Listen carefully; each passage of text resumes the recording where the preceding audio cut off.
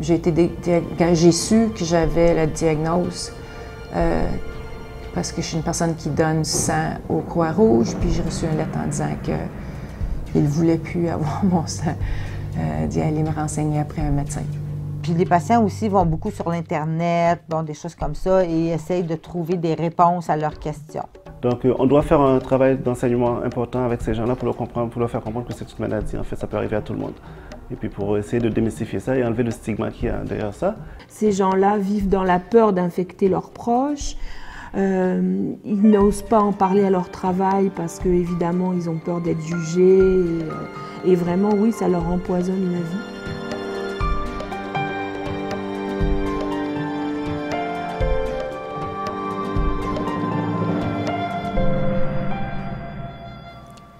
L'hépatite C est une maladie chronique qui affecte plus de 250 000 Canadiens.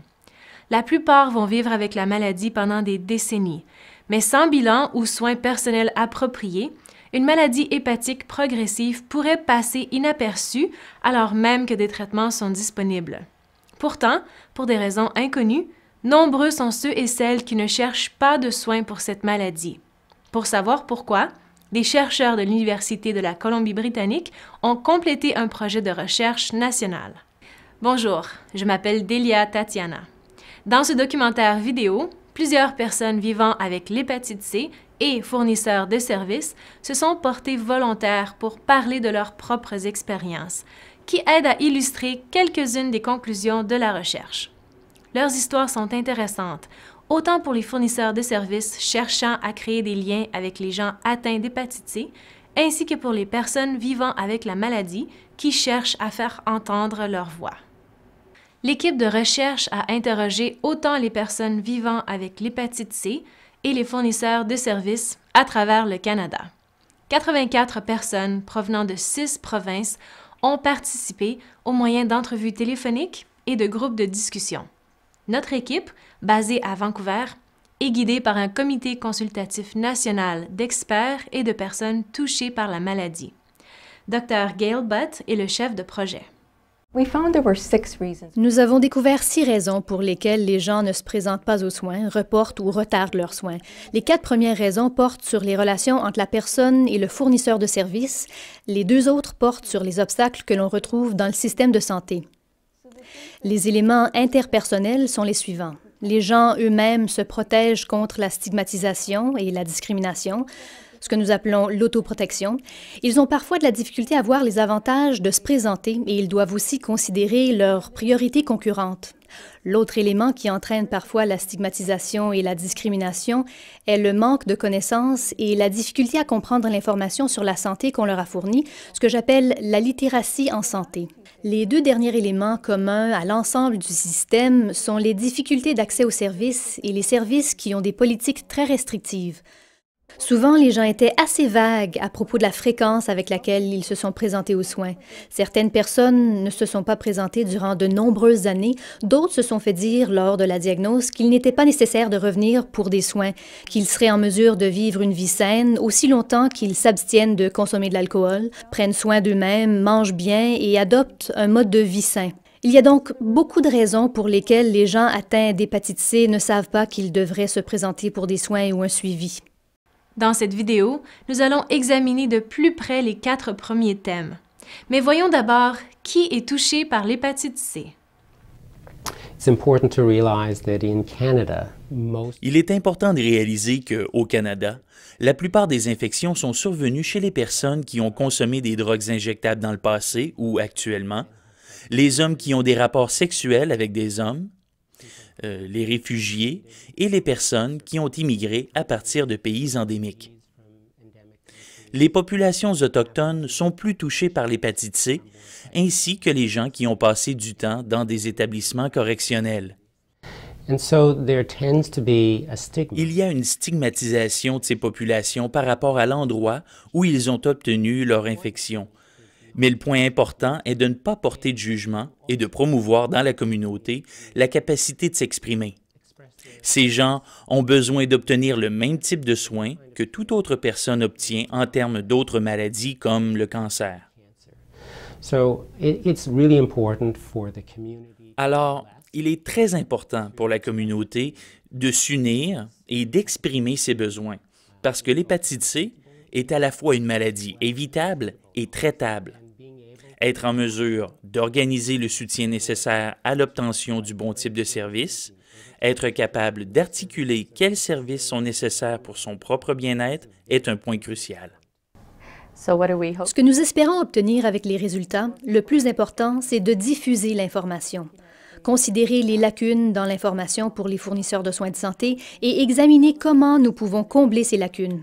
En tant qu'éducateur, développer des programmes pour les fournisseurs de services de santé, pour les personnes vivant avec l'hépatite C, considérer comment nous pouvons combler les difficultés de l'accès aux services, car il y a certainement des obstacles aux services. S'il voit hépatite C dans votre dossier, il vous traite différemment. J'ai remarqué que parfois, on est juste relégué dans un coin. Fait que, comme je dis, je reste pas au coin de rue puis je crie à haute voix, mais ça fait partie de ma vie. Je me cacherai pas. Plusieurs personnes ont témoigné que souvent, ils ne cherchent pas à se faire soigner en raison de mauvaises expériences passées avec les fournisseurs. Ces incidents les ont parfois découragés de se faire dépister, de divulguer leur diagnostic ou de choisir de se faire traiter. Dans notre recherche, nous avons identifié l'une des raisons de la non-participation, soit l'autoprotection. En d'autres termes, les façons dont les gens font face à la stigmatisation.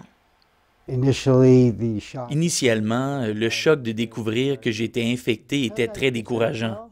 En raison de mon apparence, je n'ai pas fait face à la plupart des défis rencontrés par notre clientèle de base, et c'est un facteur important. La profession de la santé tend à se réserver le droit de porter un jugement, à savoir qui se fait traiter et à quel degré, c'est très évident. C'est pourquoi beaucoup de nos clients ne vont pas à l'hôpital pour se faire soigner. Ils sont traités de façon si lamentable qu'ils préfèrent éviter d'y aller. Même dans notre milieu presque rural, la salle d'urgence n'est pas trop gentille avec les gens à l'apparence différente. Alors, quelques épisodes comme ça et les gens ne veulent pas y retourner. En fait, c'est vrai que les patients, certains patients, on va dire, c'est pas une généralité, certains patients ne vont pas faire le traitement parce qu'ils ont peur d'être jugés par le médecin, même quelquefois, mais aussi par leur famille. On voit ça aussi peut-être davantage en région. Parce qu'en région éloignée, déjà, c'est beaucoup plus difficile de trouver un médecin. Et puis, les pharmaciens sont dans le petit village. Si on va chercher sa boîte de médicaments à la pharmacie, le pharmacien généralement parle avec tout le monde, ou il y a d'autres personnes dans la pharmacie. Et ça limite beaucoup l'accès au traitement pour ces patients-là. Lorsque j'ai appris que j'avais l'hépatite C, en tant qu'infirmière, j'ai pensé « OK, c'est une maladie que beaucoup de gens ont ». Quand j'ai commencé à en parler à des amis et collègues de travail, j'ai été vraiment surprise de la stigmatisation négative toujours présente. En tant que professionnelle de santé, je pensais que nous avions surmonté les préjugés reliés au VIH et à l'hépatite C, mais en fait, le VIH et l'hépatite C sont tout à fait entremêlés. Lorsque j'ai commencé à dire à d'autres infirmières que j'avais l'hépatite C, c'était vraiment intéressant parce qu'elles venaient me voir en tête-à-tête après les conversations pour me dire qu'elles avaient aussi l'hépatite C, mais c'était caché. Les infirmières avaient peur que les gens le découvrent, que nous soyons en quelque sorte ostracisés. La stigmatisation autour de l'hépatite C est encore très active dans la population infirmière, si bien que c'était une surprise pour moi. Je pensais que les professionnels de santé seraient plus compréhensifs. Décidément, la peur et le manque de connaissances sont encore très répandus dans la communauté des soins de santé. Alors, quand on a des patients qui viennent pour la première fois pour voir le médecin, ils ont très honte de leur diagnostic parce qu'ils savent comment ils ont eu l'hépatite C, mais ils ont vraiment honte de leur dire à leur famille. Aussi, il y a beaucoup de patients qui sont des professionnels. Alors, ils ont des poste très grand dans la société. Alors, ils ont très honte que la société ou la famille ou même les personnes autour de eux vont commencer à juger.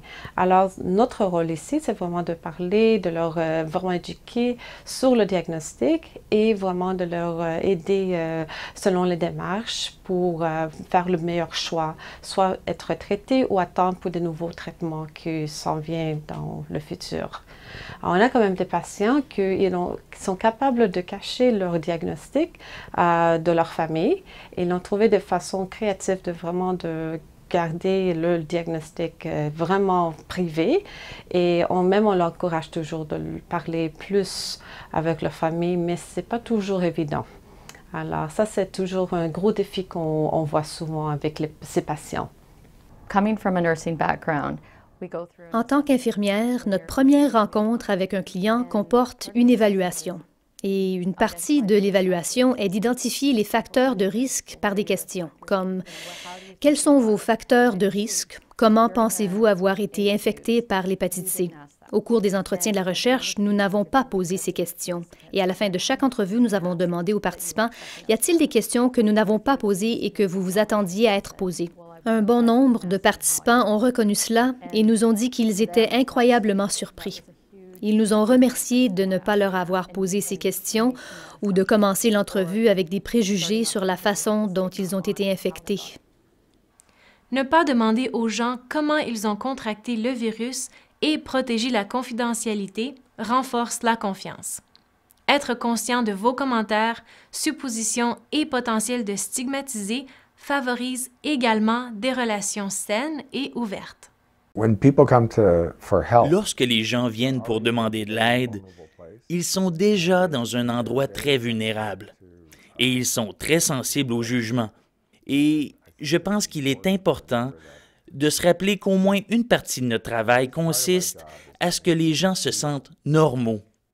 Leurs préoccupations sont normales, leurs vies sont normales et ils sont comme tout le monde. Mon travail à l'hôpital juif, c'est de prendre soin des patients qui souffrent d'hépatite C. On a des patients avec l'hépatite B aussi. Donc 2 tiers de mon travail est consacré justement au traitement des patients cliniques et l'autre tiers, c'est en recherche, sur toutes sortes de recherches en hépatite C surtout. Je pense que le plus important, c'est d'avoir cette confiance-là, de le mettre en confiance, de lui dire qu'on est là pour l'aider dans la mesure que possible et de lui donner toutes les ressources dont ils ont besoin. Dans les petites collectivités en Colombie-Britannique, les gens ont tendance à ne pas avoir accès aux services dans leur propre communauté en raison des relations au sein des centres de santé. Leur cousin, leur tante ou quelqu'un qu'ils connaissent peut travailler au sein de cette organisation. Je pense qu'il est important en tant que fournisseur de soins de santé de pouvoir offrir ce service en assurant la confidentialité ou du moins faire savoir aux patients, aux clients, aux membres de la communauté qu'ils peuvent accéder à des services hors de la communauté et dans la santé publique. Souvent, ce n'est pas tellement que les clients sont eux-mêmes gênés de la maladie qu'ils ont, c'est plutôt qu'ils sont préoccupés par ce que les autres vont penser et que les autres vont les juger. Nous sommes situés dans un service des consultations externes où il y a beaucoup d'autres services. Si les gens se présentent dans notre salle d'attente, personne ne sait qu'ils sont ici spécifiquement pour la clinique du foie. Nous avons pris soin de ne pas inclure hépatite virale dans le nom de notre clinique. Les médecins ont envoyé des gens à la maison en leur disant qu'ils sont condamnés, qu'ils vont mourir. Donc, il y a beaucoup de fausses informations qui circulent. D'un autre côté, ils disent aux gens de rentrer à la maison, de ne pas s'inquiéter, qu'ils sont bons pour 20, 30 ans avant d'être affectés. Les médecins ne peuvent pas dire pourquoi je reste stable. Autant les personnes vivant avec l'hépatite C que les fournisseurs de services ont révélé qu'il y a un manque de connaissances flagrant à propos du virus et de la façon de le combattre. Ces lacunes peuvent être comblées par le biais de l'éducation, de campagnes de sensibilisation du public et de directives actualisées. Les gens affectés ont besoin de parler et d'être entendus. Je me suis rendu compte qu'il y a un manque de connaissances considérable dans le secteur des soins de santé lorsque j'ai découvert que j'avais l'hépatite C. J'en ai parlé à d'autres infirmières et, quoique nous savions que c'est un virus qui cause des dommages au foie, nous ne savions vraiment pas beaucoup à ce sujet. Lorsque je suis allée voir mon médecin, nous avons testé les enzymes hépatiques présents dans mon sang. Ils n'étaient pas trop loin de la normale. Alors, mon ordonnance était juste de continuer ma vie et de faire comme si je n'étais pas infectée. Ça m'a inquiétée parce que j'avais entendu dire que le virus pouvait causer des dommages à long terme et c'est là que j'ai commencé à faire plus de recherches et j'ai découvert qu'il y a des implications à long terme. J'ai eu en 10 ans d'appels de patients sur la ligne, j'ai à peu près tout entendu avec des médecins qui disaient « votre virus, il dort, vos ALT sont normales, c'est comme si vous n'aviez plus de virus ». Ce qui est quand même dangereux quand on pense à la contamination, au risque de contamination. L'interféron, ne prenez jamais ça, ça va vous tuer. Ou bien, il n'y a rien à faire pour l'hépatite C. Et ça, j'ai encore eu quelqu'un la semaine dernière qui est une personne qui vit en région et qui a un médecin de famille qui la suit depuis 8 ans avec une hépatite C qui a été détectée donc il y a 8 ans et qui ne lui a jamais parlé de traitement. Donc oui, il y a du travail à faire là. Je fais tout le Québec, je voyage dans tout le Québec, comme mon accent le dit sûrement, je suis française. J'ai découvert le Québec avec ma job en allant de région en région. Et là, j'ai découvert des horreurs, c'est-à-dire des personnes qui vivent dans des maisons de transition, qui ont le VIH ou l'hépatite C, qui sont obligées de porter des gants pour ne pas, des fois, qu'ils iraient contaminer les autres. Des gens qui ne mangent pas dans la même vaisselle que les autres, toujours en peur de contamination. Les aspects sont multiples. Il y a des implications reliées à l'emploi en raison de la désinformation.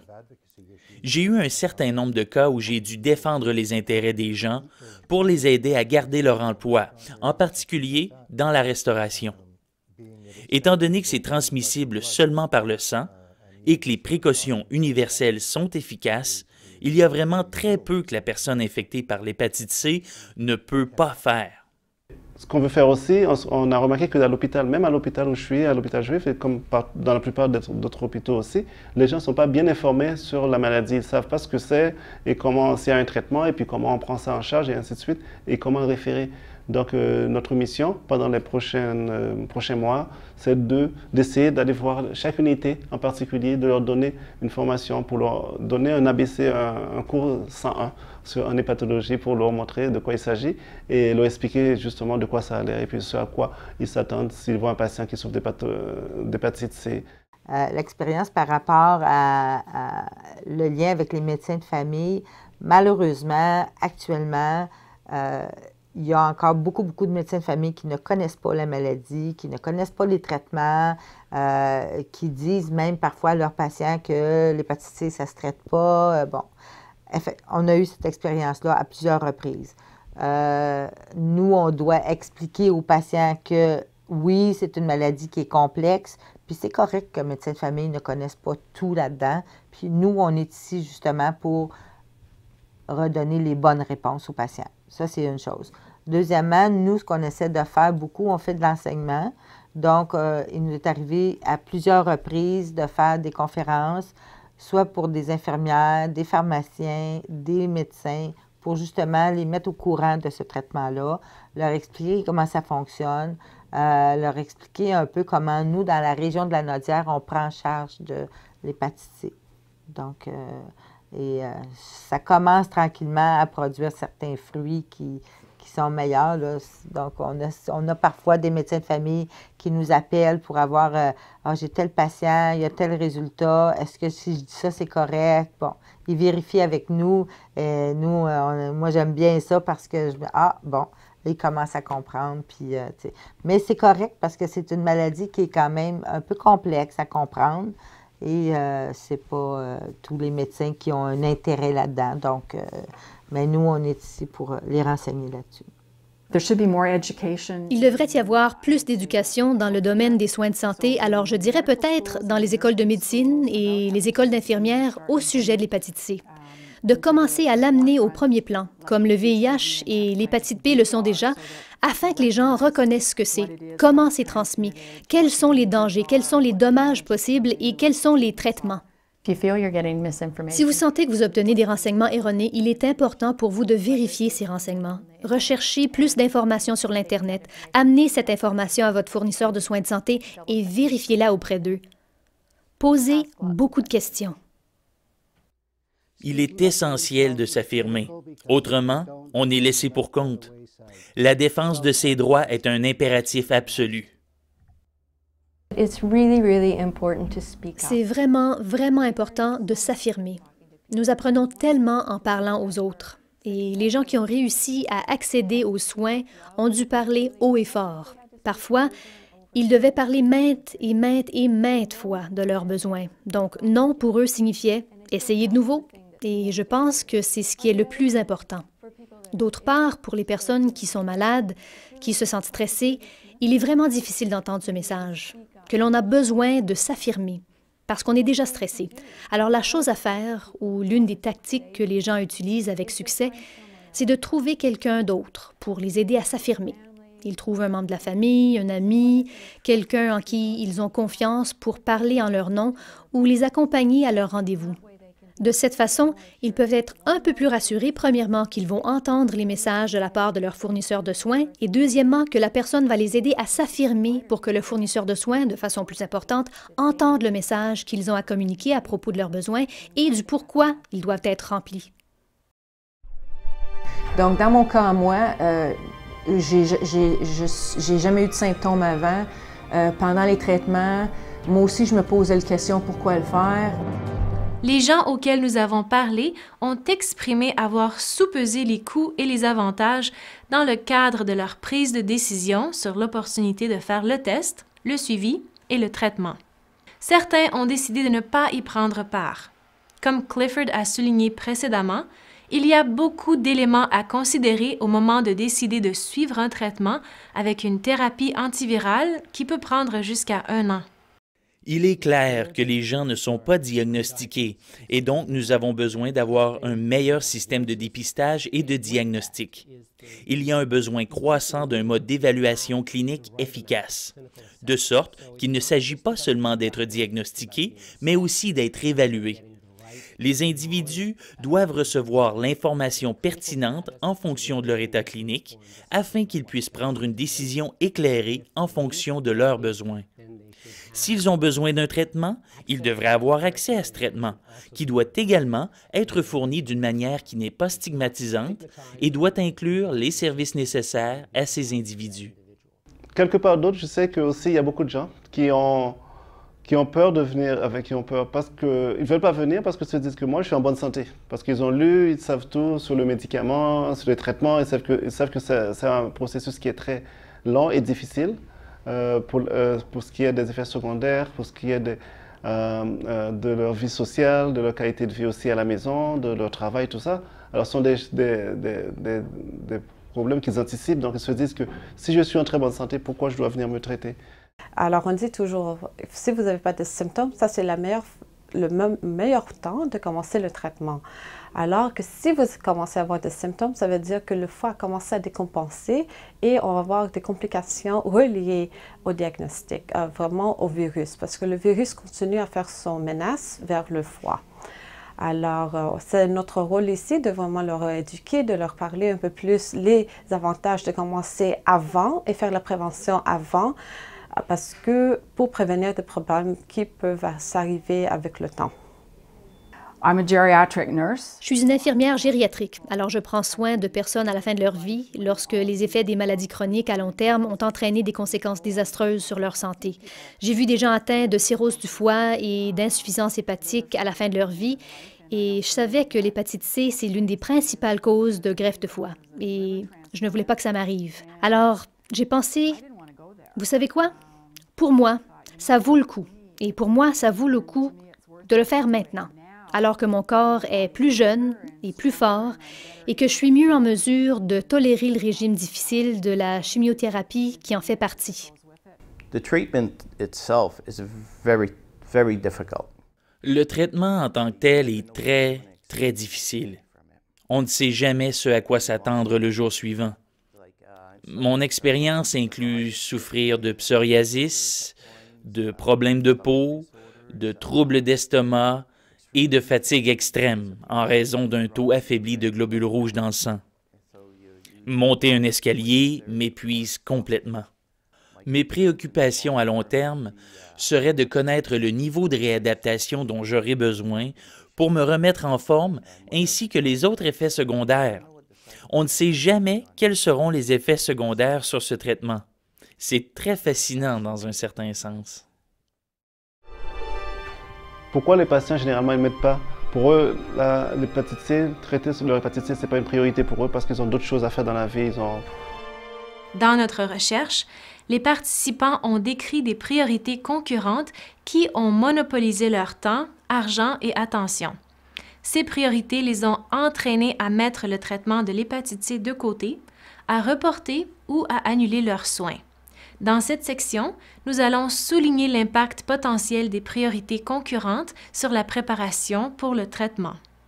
Ils ne pouvaient pas ne pas travailler, alors ils ont choisi de retarder le traitement. Aussi, ils ne pouvaient pas se le permettre parce qu'à l'époque où j'ai été traitée, si vos enzymes hépatiques n'étaient pas au-dessus d'un certain niveau, le traitement n'était pas financé et vous deviez payer de votre poche. Je pense que le traitement complet était d'environ 28 000 $, ce qui n'est pas rien. Il m'a fallu un certain temps avant de décider de me faire traiter. Mon mari a été traité en premier, puis il est tombé malade, donc je dirais que ça m'a pris probablement environ 5 ans pour décider de me faire traiter et oui, au moins 5 ans. J'ai sans doute... À ce moment-là, je procrastinais et j'avais d'autres priorités.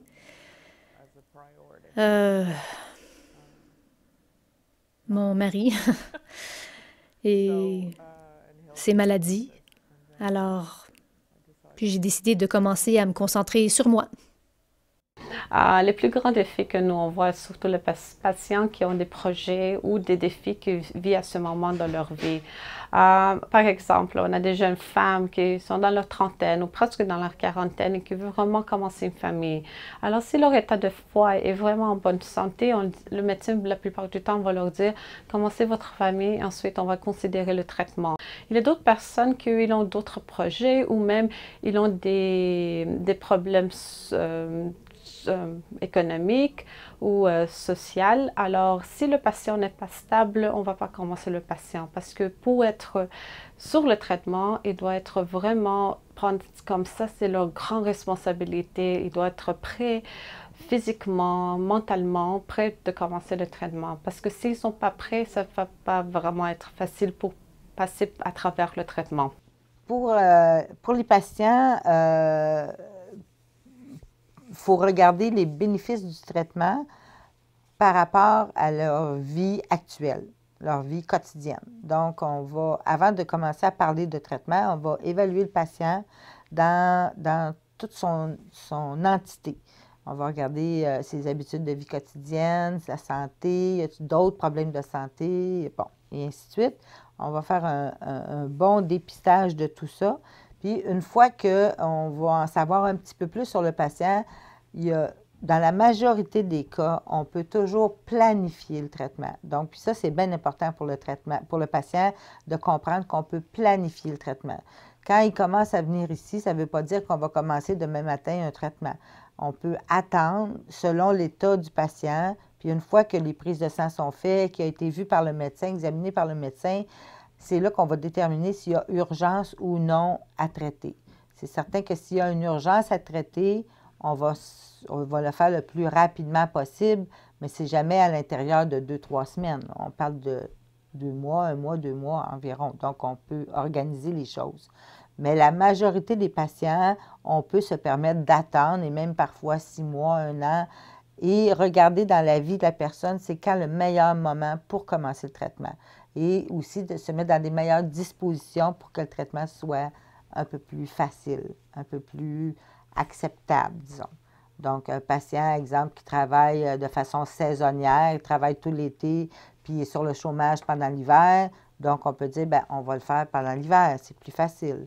Vous voyez, c'est comme ça. On peut planifier le traitement. Et ça rassure beaucoup, beaucoup les patients parce que la plupart s'imaginent que c'est urgent, qu'il faut tout traiter tout de suite, tout de suite. Il vaut mieux stabiliser le patient à toutes sortes de points de vue avant de commencer le traitement. Lorsque les gens ont décidé de prioriser le traitement, beaucoup ont été découragés par la période préparatoire. Il varie selon la santé du patient et peut prendre plusieurs mois. Si vous alliez courir un marathon, ne voudriez-vous pas vous entraîner en premier? Alors, nous essayons de normaliser, de faire en sorte que tout le monde doive passer par ce processus pour être en mesure de se préparer à commencer le traitement. Nous croyons que si vous êtes prêt à effectuer ce traitement, vous allez avoir beaucoup plus de succès quant à sa complétion. Le médecin et l'infirmière ont tous les deux passé du temps à m'expliquer les avantages, tout ce qui concerne le traitement, ce à quoi m'attendre, les symptômes, les effets secondaires du traitement, tout cela. Alors vraiment, je n'ai pas hésité. La consommation de drogue ou d'alcool, nous, notre approche ici, c'est évidemment de réduire au maximum cette consommation-là, que ce soit alcool ou drogue. C'est certain qu'on n'est pas dans un milieu urbain, on est semi-urbain. Oui, de la consommation de drogue, il y en a, mais à date, j'ai très peu de patients qui étaient des consommateurs actifs pendant le traitement. Mais ce ne serait pas une contre-indication absolue. On accepterait de le traiter quand même et on essaierait d'accompagner le patient aussi dans un traitement de réduction des méfaits. Donc, on va lui conseiller de peut-être aller voir des personnes en toxico et à tout le moins s'organiser pour que justement le patient ne soit pas désorganisé à cause de sa consommation. Ça, c'est très important parce que même s'il consomme un peu, il faut quand même qu'il reste compliant à tout son traitement. Pour ce qui est de l'alcool, évidemment, on va demander au patient de réduire au maximum sa consommation d'alcool. Surtout l'alcool, il y a un effet nocif sur le foie. Donc, on essaye de guérir le foie d'un virus. Puis, si malheureusement, il continue de consommer de l'alcool, bien, il continue de détruire son foie quand même. Donc, quand on l'explique comme ça, ils comprennent un peu mieux. Mais bon, ils ne sont pas tous capables d'arrêter comme ça du jour au lendemain, là. Mais bon, même s'il y a un peu de consommation d'alcool, ce n'est pas une contre-indication non plus pour cesser le traitement. On va les accepter quand même. Ouais. Je deviens émotionnel en ce qui concerne ce sujet parce que je vois tant d'abus, de privilèges des médecins, du pouvoir qu'ils ont. Je me suis assis au chevet des gens en soins intensifs et je les ai regardés s'en aller parce qu'ils ne pouvaient pas obtenir les soins médicaux qu'ils méritent, strictement en tant qu'être humain. Qu'ils soient propres, sales, vieux ou jeunes, ce n'est pas important. Ce sont des êtres humains et ils méritent d'être traités comme tels. Peu importe qui est affecté, que leur vie soit stable ou instable, tout le monde a le droit aux soins et services de santé. Ensemble, nous pouvons trouver un moyen de réaliser cet objectif. Nous espérons que ces voix soient entendues, qu'elles encouragent la compassion et entraînent un changement novateur dans la lutte contre l'hépatite C. Nous vous laissons avec quelques réflexions sur « Aller de l'avant ». In the context of healthcare providers, it's very clear that we've gone from... En ce qui concerne les fournisseurs de soins de santé, il est très clair que nous sommes passés de ne pas savoir ce qu'était l'hépatite C en 1989 à avoir un agent, des outils pour le diagnostic, des outils pour assurer le suivi des thérapies et maintenant à avoir des thérapies de plus en plus efficaces. Tout cela s'est fait au cours des 23 dernières années et il est important de reconnaître que les cliniciens et les fournisseurs de soins de santé reçoivent une formation très minime dans le contexte de l'hépatite C. Alors, je pense que c'est très important pour les fournisseurs de soins de santé d'en apprendre davantage sur ces nouvelles options pour les patients, à la fois en termes de diagnostic, de gestion, d'évaluation ainsi que de traitement. En effet, il est très difficile de former les fournisseurs de soins de santé, car ils doivent apprendre toute une série de maladies différentes. Il est donc très important que les patients en apprennent autant que nécessaire et que les individus en apprennent autant que nécessaire parce qu'ils vont rencontrer des fournisseurs de soins qui ne sont pas aussi bien informés qu'eux en termes d'hépatite C. Ils auront alors besoin d'être en mesure d'exprimer leurs connaissances afin que le fournisseur de soins de santé réponde à leurs besoins. Premièrement, c'est toujours se rappeler que les patients comptent beaucoup sur nous. Ils attendent beaucoup de nous. Ce qu'on va leur donner comme information, la façon dont on va leur donner cette information-là, c'est ce qu'ils vont garder pour le reste de leur traitement ou le reste de leur vie. Donc, autrement dit, tout passe par un bon enseignement de base. Ne pas prendre pour acquis que le patient sait déjà les choses. Donc, on peut toujours vérifier ce qu'ils savent, mais c'est important que l'enseignement soit fait de façon adéquate. Et on peut mettre le temps qu'on veut. C'est important qu'il soit bien enseigné, bien renseigné sur la maladie. Et en plus, surtout, les aider à enlever le tabou, le stigma qu'il y a derrière la maladie. Deuxièmement, ne jamais se sentir seul. Il faut toujours aller chercher l'aide de quelqu'un d'autre, un collègue, un proche ou les autres professionnels de la santé qui peuvent les aider, parce qu'ils ne sont jamais seuls dans ce genre de situation-là. Puis troisièmement, je dirais que c'est un travail vraiment très, très, très admirable qu'on fait. C'est comme une vocation, en fait, être infirmier en hépatologie. Donc, c'est pas toujours facile, mais il faut qu'ils continuent à travailler fort là-dessus et surtout toujours à se former, à se recycler et à aller toujours chercher plus de connaissances parce que c'est la seule façon qu'ils peuvent arriver à être les meilleurs infirmières possibles. Donc, c'est d'aller chercher des connaissances toujours continuellement partout quand ils ont l'occasion. J'espère sincèrement que dans les années à venir, on va voir une démocratisation en fait un petit peu de ça. C'est-à-dire que les gens vont avoir un accès peut-être plus facile. Avec les nouvelles molécules, les traitements vont durer moins longtemps. Est-ce que ça va jouer aussi sur le fait qu'ils vont pouvoir peut-être en parler plus? Parce que comme on parle beaucoup des nouvelles molécules, la société en général va être un peu plus informée, tout du moins je l'espère. Et puis, au niveau du gouvernement, donner les moyens aussi que tout le monde ait accès au traitement, inciter des médecins à traiter l'hépatite C et à faire en sorte que dans les régions, ça aille beaucoup mieux.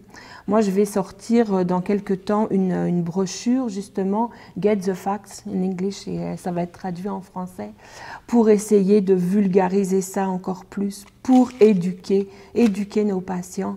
C'est vraiment le mot, c'est l'éducation en matière d'hépatite.